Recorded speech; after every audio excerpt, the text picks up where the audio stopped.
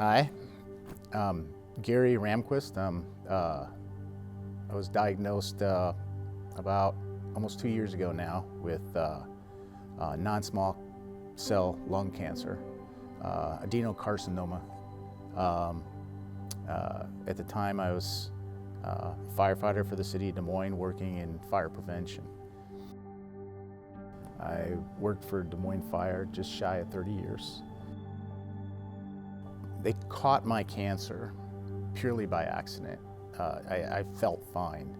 I went in because I was having some issues with the back from a previous accident, and they noticed something in my lung and told me, this looks suspicious, we need to take another look at it.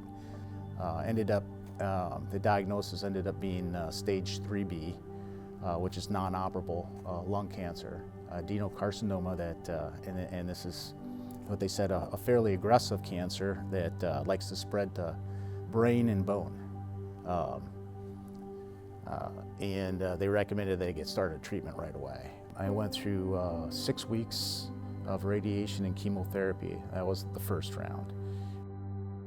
It was pretty intense. The radiation, this technology was offered to me because my cancer was covered, and I'm here. I don't think I would be here if it wasn't for being able to go through that.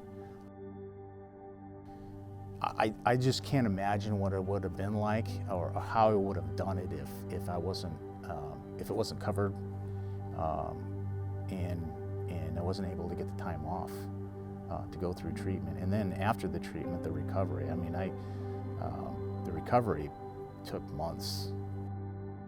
I don't know that I'd even been able to sit at a desk on most days, especially right after. Some might argue, oh, well, why should we cover firefighters over other professions? For cancer. And what I would say to that is, the nature of our job, exposes us to, I don't know how many times more toxins than the average person, and that could be on a daily basis for some of us. There's almost no way to totally prevent some type of exposure. One thing I've learned about cancer is, it doesn't just stay in one part of the body. It can go different places. It can affect different body parts, and it can mutate. There's so much we don't know about it.